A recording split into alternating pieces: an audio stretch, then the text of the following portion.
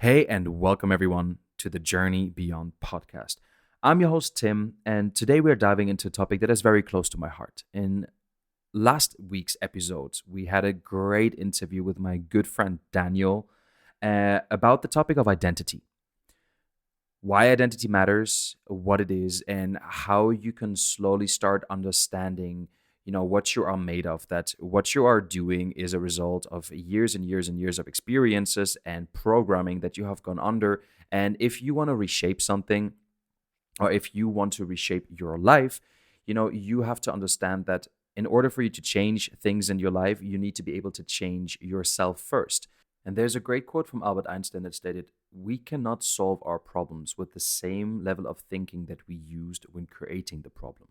Right? So it's important to be able to, kind of pivot through life's challenges and through life's, waves that are being thrown at you. And in order to do that, it is very important to have a strong mind. Why?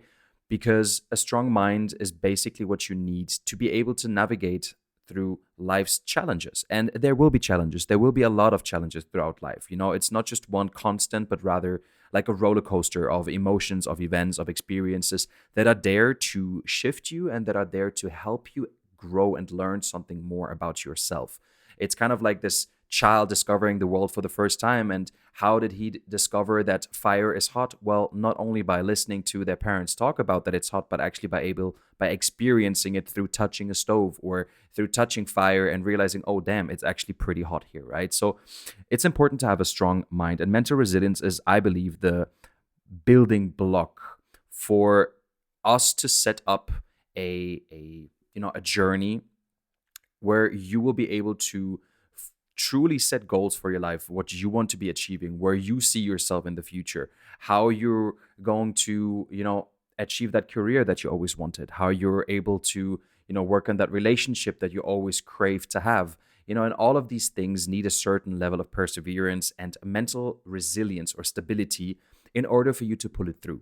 Because if life knocks you down, it's not up about how many times you get knocked down, but it's about how many times you get up after you got knocked down. And in order for this, like today's episode is just a small little introduction, because I know over the next couple of weeks we will be diving deeper into the topic of, mental resilience, mental strength, what I have been through in my life, because I want to keep it real. I love storytelling, and well, my life, I always considered it kind of like a movie where so many things happened where I thought to myself, okay, this is pretty crazy that this is happening, and other people at the same time, they're like, dude, how is this even possible, right? So I want to get very real here with you, and this is why today's episode is dedicated to, how I discovered mental resilience for myself.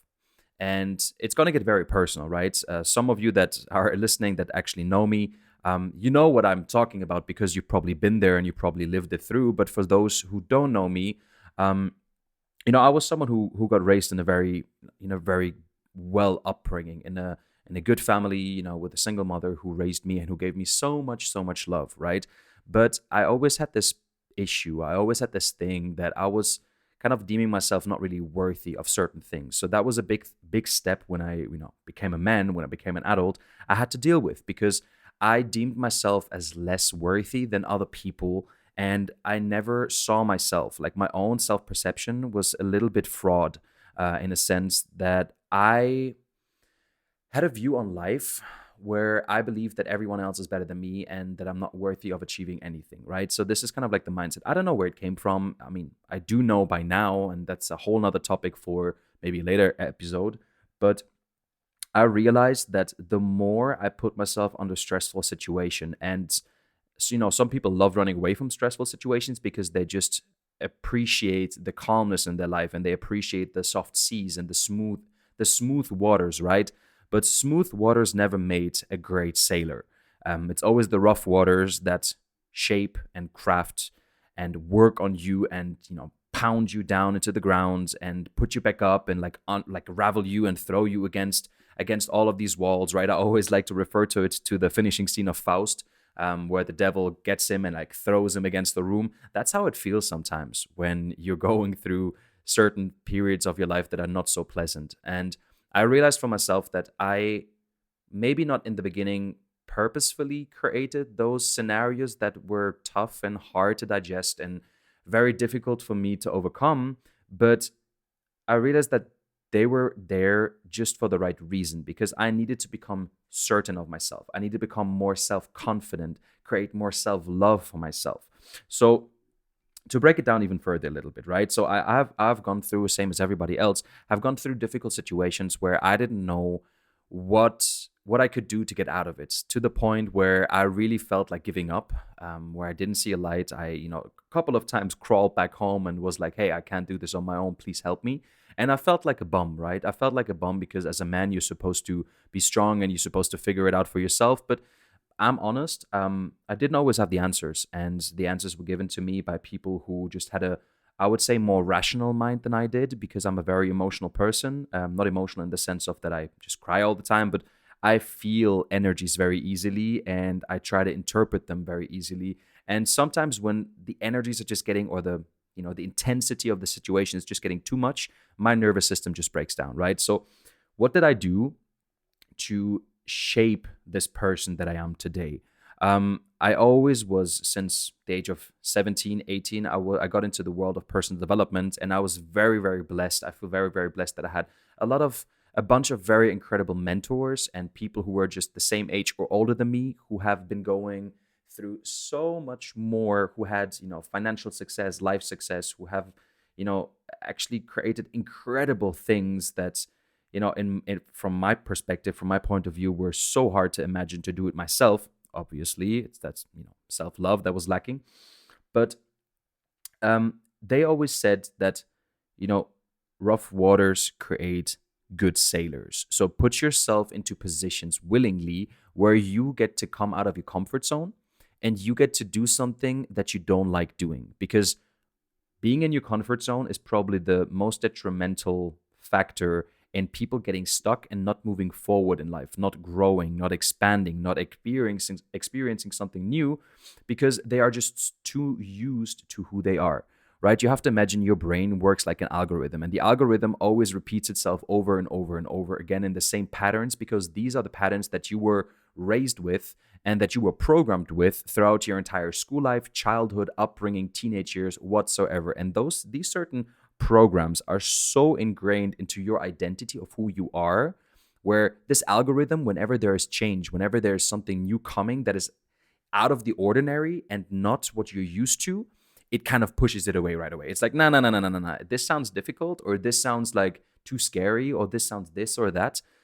And that's why I'm not going to do it. Well, my mentors told me that whenever you want to grow and become more than you are today, you gotta be willing to do things that you've never done before, and actually face your fears, face rejections, face scary moments, face no's even, right? And I was able to apply this in all fields of my life.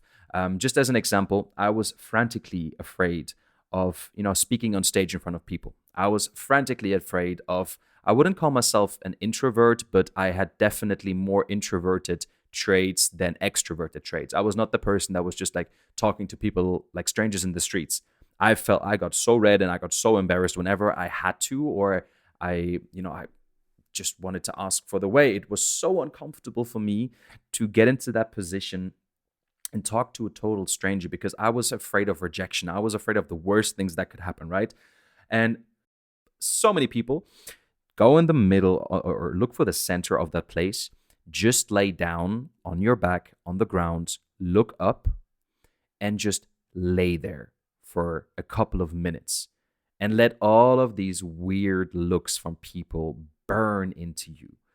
At first, I remembered it was so weird. I was lying on that floor and I was getting so red. I was starting to sweat because people were looking at me like, what the fuck is he doing, man? Like, what's up with this dude, right? But the funny realization that I had was that after 2 minutes or 3 minutes, close to 3 minutes, so many people looked at me that it didn't feel scary anymore. And that was the moment where it clicked. It's like, oh, I actually did something that was outside of my typical pattern of behavior. I tried it out. It was actually not as scary as I thought it would be. And now I can do it without being scared anymore. And I grew as a person because I got over that part of me that was rejecting it, that was pushing it away constantly. And that was just one example, right? We did a couple of challenges in that group that we were at. where, for example, we had we had like a fun day where we just had challenges where that we had to fulfill. For example, dance with a stranger in the streets, or just lay down in the middle of a shopping mall, or embarrass yourself in front of a stranger. Right? All of these things, they seem so bizarre, but those were the stepping stones. And these were the things, the actions that helped me already to get over my initial fear. So one of my fears were tackled, talking to strangers, okay? But now my second fear, or my actually bigger fear, public speaking, was still there, and it was very prevalent. I was working in direct sales at that moment, and we had a lot of business presentations at that time. And every time I was looking at people at stage, I was like, wow, they're so courageous, they're so cool, but I could never, ever, ever do that for myself. Fun fact, did you actually know that studies where, they asked people what they're most afraid of in life, 78% of these people asked what they're most afraid of life, most afraid in life was answered not death, as we would naturally presume, but the number one fear that they have is public speaking in front of other people. Why? Because that rejection that you can experience on a individual one-on-one basis is now amplified, and you can literally be hit by rejection of, I don't know, 50 people, 100 people, 200, 500,000, whatsoever the amount. And that's just a whole nother level of rejection. And people don't want to have that. People don't want to do that, right? So I was still in that situation where I was frantically scared of public speaking. So one of my mentors and my best friends, he was kind of like organizing one of the events. And we had a big event where we had, I think, over 200 people coming. It was called a Super Saturday. And when was it? I think 5 days before that event, he came up to me and he said, "Yo, you want to know something cool?" And I was like, "Yeah, tell me." "You want to know who's speaking on Saturday?" I was like, "Yeah, tell me, man. Who's speaking on Saturday?" And he was like, "Guess."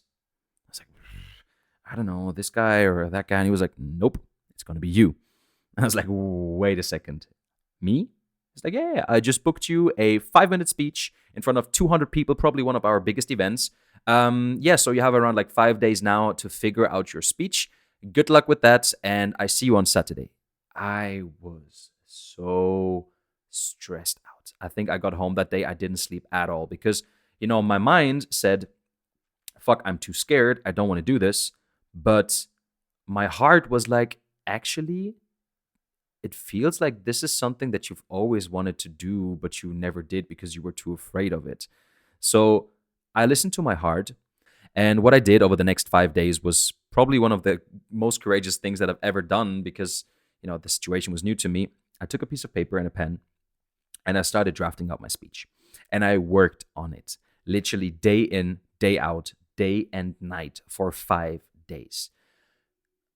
Saturday arriving, nobody expected anything. Like my friend said already to me, like, "Hey man, you know why I'm doing this to you? I'm just doing this like so you get over your own shadows. I don't expect you to have like a big thing right now.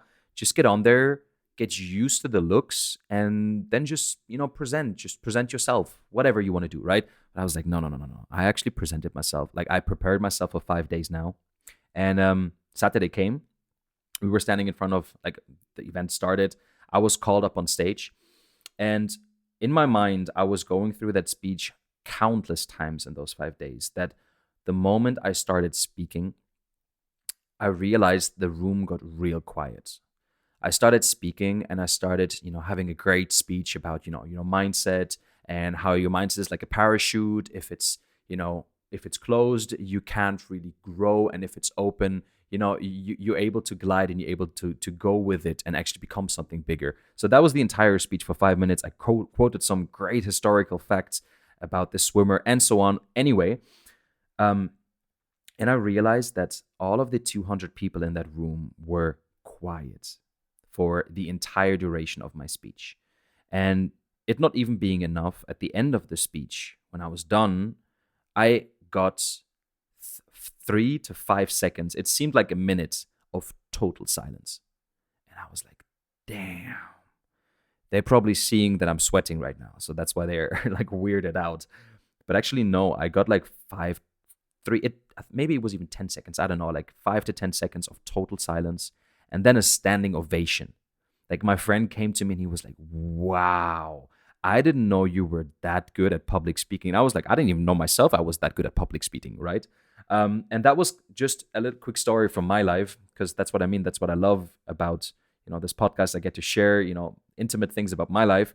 That was the thing, that was the point, the turning point for me, where I realized I can do, be, or have anything that I want in my life. I just got to work for it, and I got to jump over my own shadow.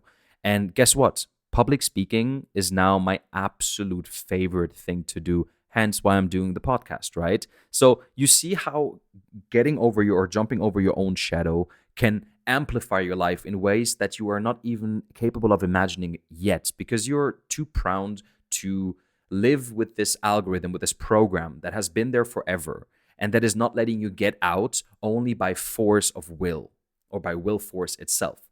So what do I do? What did I do then over the next couple of years? Because, I'm 27 now. I was 18 back then. So 9 years in between, a lot of things changed. I became obsessed with public speaking on one side. So I was able to speak in front of hundreds and, at one point, even 1,000 people, which was probably one of my highlights of my career. But I realized that I became obsessed with personal development. And I started looking for people who have been through a similar path than I have. I jumped on people like David Goggins. I had motivational speakers like Eric Thomas, like Les Brown, Jim Rome, Napoleon Hill. I had people like the great Bob Proctor, rest in peace. People that, through their own experience and talking to other people, realized certain things. So coming to the point that I wanted to come on this podcast episode, how do you create mental resilience? Well, what I do to create mental resilience, it's pretty simple. I go by an old African mentality of the Yamakasi that says, Yamakasi literally stands for strong mind, strong body, strong human. So, or strong body, strong mind, strong human. Sorry, that's what it is. A strong body, strong mind, strong human. In order for your mind, or in order for you to become a strong human, you need to have a strong mind and a strong body. I believe in order for you to have a strong mind and become more mentally resilient, start with your body. Start going to the gym. Start doing or treating your body like a temple. Start treating your body like an absolute vessel for growth, because how you feel physically will determine how you feel mentally.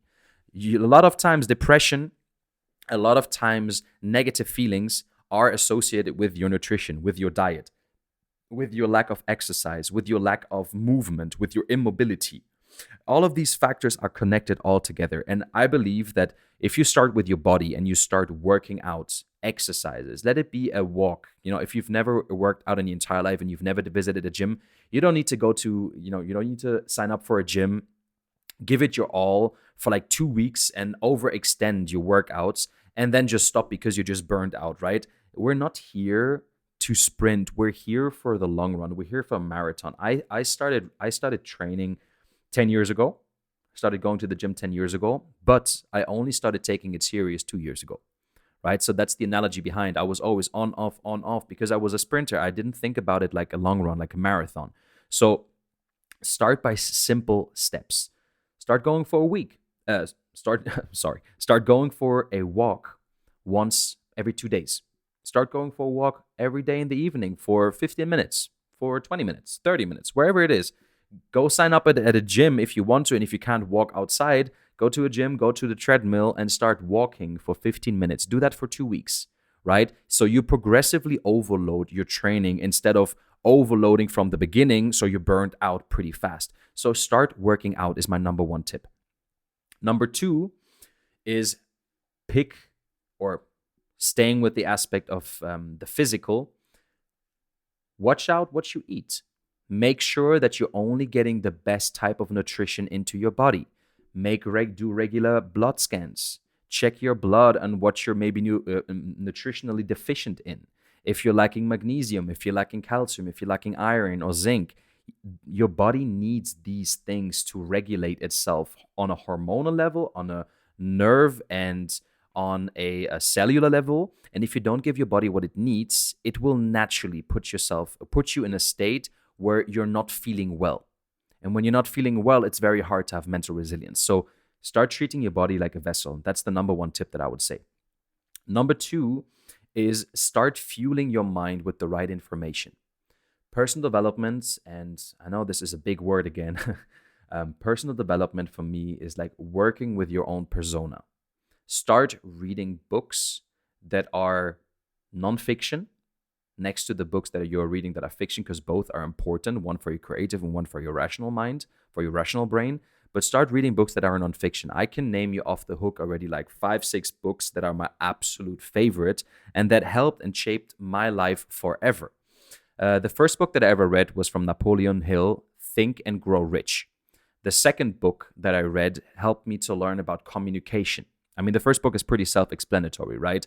The second book is from Dale Carnegie, and it's called How to Win Friends and Influence People. This taught me about communication, how to communicate with myself, how to communicate with others, how psychology at a social level works. The third book is actually called from Ryan Clear, Atomic Habits. I would actually couple that with the book from Ryan Doug, The Power of Habits. Then I would definitely for your mind, I would suggest my absolute favorite book, my number one, top one, never beaten, and it's not so non-fictional. That's why I say it's important. It's called The Alchemist by Paulo Coelho. I can't tell you how many times I read that book, but by now, over the last 10 years, I read that book a minimum of 20 times. A minimum of 20 times. I usually read it once every 6 months just to refresh my mind, because it's all about dreams and why it's important to dream big and why you got to follow the messages that life or God or the universe gives you, and you just need to be able to follow that inner voice inside of your soul, right? So these are already like the foundational steps that I do in order to become more mentally resilient. And this is from a physical and from a mental standpoint. So over the last 2 years, I took my health and my body much more serious, and I wanted to develop that warrior mindset. So what else did I implement? On the physical side, I started implementing sauna. Sauna at least 2 times per week. I went, or at least once per week is important for recovery and for your mind, and just for a lot of things. It helps you to burn fat. It helps your nervous system to regulate. It is proven to reduce depression and stress. It is proven to, create certain shock proteins, which are increasing your immunal function and just making your overall health system better and functioning better. Cold showers. If you're not a big fan of cold plunges because it's too hard, which I believe you should try it at least once, and you will reap the benefits of it very, very fast. But cold showers after a sauna, and just cold showers once to twice to 3 times, however much you feel like it to start with per week, are essential. Start taking the right nutrients, the right supplements. Like I said, do your regular blood works, see what you're deficient in, and start supplementing these things into your life and adding them on, because I promise you, you will feel a difference in your own life that you won't even recognize it, because it's so significant when your body's in a state of well-being, of just being whole and having everything it needs to function and have like all of your metabolic functions in place. Super, super important, right? So then what I do is, if I can't motivate myself to do something, I motivate myself, because it happens. Everyone has those days when you don't feel like you're able to you don't feel motivated, and you got to get motivation from somewhere else. Well, there are a lot of the internet is a beautiful thing, and I can tell you, go listen to people like Jim Rohn, go listen to people like Eric Thomas, go listen to people like Les Brown, David Goggins, Jocko Willink. Go listen to those people that have maybe a different mentality than you, and that will pound and scream at you over your speakers. But I promise you, it will change something in your life. It will definitely change something in your life, because you then feel like, oh, damn, I just have to do it, right? And a lot of times it helps. For me, it helps every single time. If I hear David Goggins screaming at me before getting home from a 10-hour working day, and I don't feel like going for a 2-hour workout, to just destroy my body. I listen to David Goggins and he just screams at me like, you ain't nothing, you ain't shit, just do your work, don't be a little P word, whatever it is. And then I'm like, okay, well, he said it, I cannot not do it now, so I go do it. And one last thing, I mean, there are many, many more, but these are just the fundamentals that I would bring to you. I mean, next time we're going to be talking, it's going to be hopefully in a really beautiful interview setting with a very special guest that I love and admire for his mental resilience and for his fortitude and just getting things done. But one mantra which I live by and which became so super important to me is that do what you promised yourself that you would do. And don't quit on your own promises, because the only person that you are pulling down and the only person that you're betraying and fooling is yourself. And there is no greater betrayal than the betrayal towards yourself, because you can run from other people if you betrayed them and done them bad, but you can't run from yourself. Your mind and your thoughts will always be with you and they will always be haunting you. So do what you promised yourself that you would do, and do that relentlessly until you've achieved it, until you actually succeeded in doing it. Let it be something small. Let it be, I want to clean my room today. Well, I promised myself I'm going to clean my room today, so I better do it, because otherwise I'm going to be lying in bed in a dirty room tonight. I'll be, not be able to sleep and be like, Tim, you goddamn idiot, right? And yeah, these are just like a small little introduction into mental resilience. Some parts about my life. Of course, there will be coming many, many, many more stories, because that's like I said, I love storytelling. I have a lot of great stories to share about my life, because I just choose difficulty and I just choose difficult times. And those difficult times made me who I am today. And I'm proud of who I am by now. It took a long time.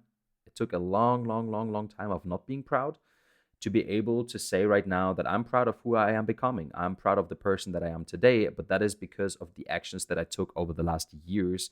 And back then, it didn't seem like I was improving at all. I was just doing.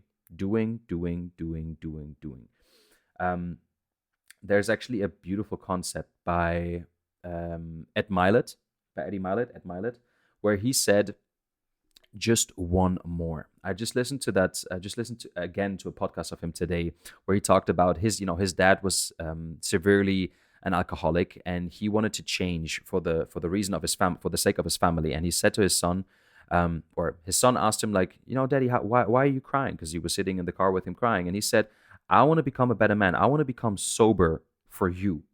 But Dad, does that mean you're not going to be drinking ever again? And he responded, well, I can promise you that. But what I can promise you is that I'm not going to be drinking one more day. I'm not going to be drinking one more day. And that concept of one more day is so powerful once you get the hang of it, where we most of the time we fail when we set goals too high for us to believe that we can achieve them. But instead, by setting small goals, we encourage our belief and saying, like, actually, one more day going to the gym, I can do one more day. That is no problem. Going now for the next 6 months, 5 to 6 times a week, that sounds pretty scary. I don't know if I'm able to do that, but tomorrow I can go, right? So implement that mindset of one more day. Just say one more day. I'm going to go to the gym tomorrow. I'm going to read a book tomorrow. Just one more day. And then when tomorrow comes, you're going to say, actually, I'm going to go to the gym one more day. I'm going to read my book one more day. Right? So this is what I wanted to leave you with for today's episode. And like I said, if this podcast means anything to you and you got any type of value from it and you learned a little bit of it, then I would highly, highly appreciate it if you could come over to the Journey Beyond podcast on Spotify and iTunes. You leave me a review, whatever you feel is accurate for this podcast. You know that all of your support means the world to me. I thank you all for tuning in today. I thank you for your time. And with this being said, I see you in the next one.